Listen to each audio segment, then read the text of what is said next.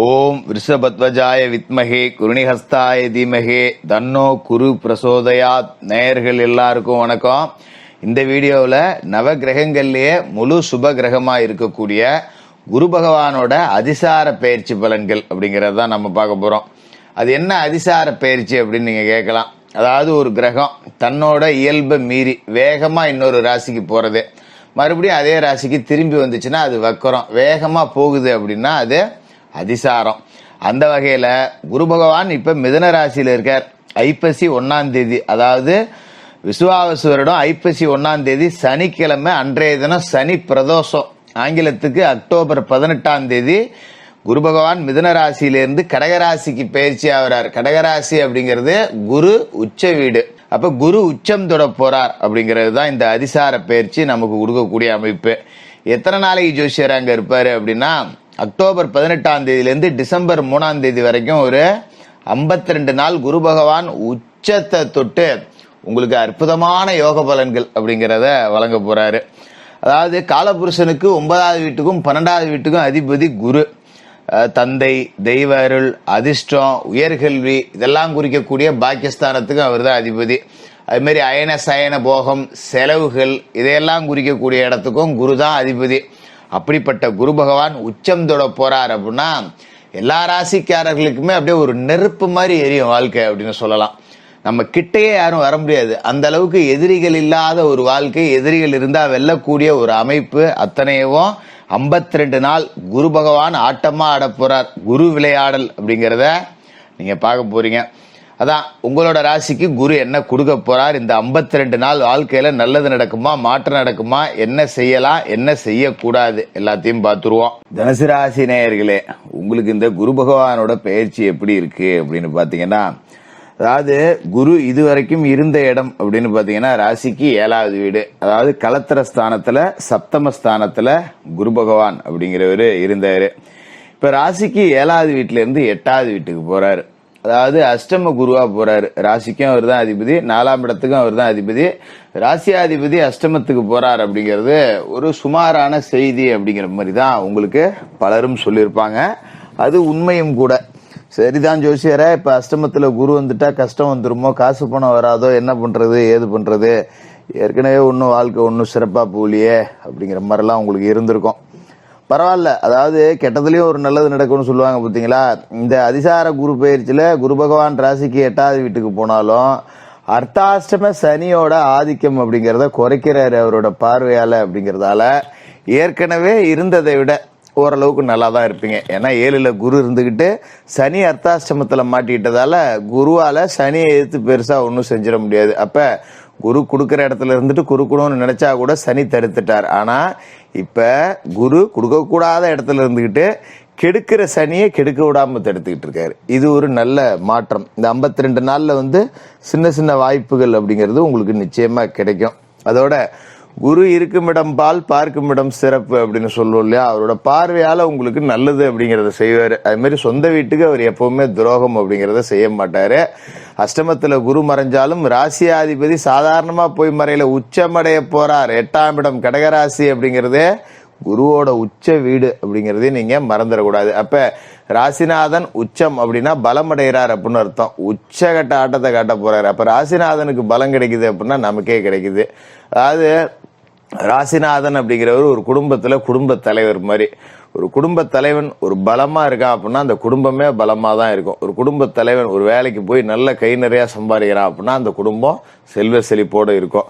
குடும்ப தலைவன் தைரியசாலியா இருந்தான்னா அந்த குடும்பத்துல பிள்ளைகளுக்கு தைரியம் இருக்கும். குடும்ப தலைவன் பயந்தாங்குழியா பலவீனம் அடைஞ்சு ஒரு படுக்கையில கிடந்தான்னா மட்டும்தான் அந்த குடும்பம் பலவீனம் அடையும். அந்த அடிப்படையில பலத்தோட விஸ்வரூபம் எடுத்து உச்சநிலையை அடைஞ்சு நிக்கிறாரு உங்களோட வீட்டுக்கு அதிபதியான குரு அப்படிங்கிறவரு. அதனால அஷ்டமம் அப்படின்லாம் பார்த்து நீங்க பெருசா பயப்பட வேண்டியதில்லை.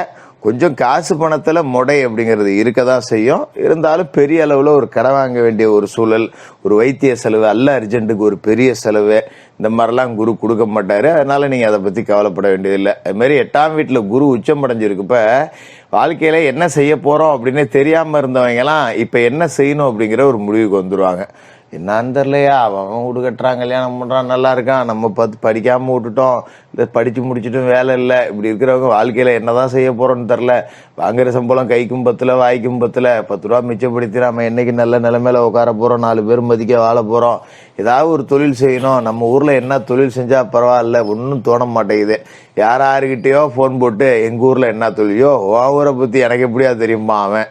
அந்த மாதிரி இருந்த நிலைமை என்ன செய்யறதுன்னு தெரியாமல் திக்கு தெரியாமல் காட்டில் விட்டவங்களுக்கெல்லாம் இப்போ ஒரு வழிப்பாதை கிடைச்ச மாதிரி, அப்பாடா இதை தான் நம்ம செய்யணும், இவ்வளோ நாளாக நாம் தப்பு பண்ணிட்டோம், இதெல்லாம் அப்பயே செஞ்சுருக்கணும், செஞ்சுருந்தா இந்நேரம் நான் பெரிய ஆளாக இருப்பேன் அப்படிங்கிற அளவுக்கு ஒரு விஷயத்தை கண்டுபிடிச்சி அதை நோக்கிய பயணம் அப்படிங்கிறத தொடங்கிடுவீங்க. அப்போ இத்தனை நாளாக வெட்டியாக பொழுத கழிச்சிட்டோமே, இப்போ நமக்கு நிற்க நேரம் இல்லாத அளவுக்கு உழைக்கிறோமே அப்படிங்கிற அளவுக்கு ஒரு ஐடியா அப்படிங்கிறது உங்களுக்கு கிடைச்சிரும். ஏதோ ஒரு தரக்கடை போட்டாவது பொழைச்சி விடுவோண்டா, இதுக்கு மேலே விடக்கூடாது அப்படிங்கிற நிலைமையில வாழ்க்கையோட ஓட்டத்தை நோக்கி நீங்களும் பயணம் செய்ய ஆரம்பிச்சிருவீங்க.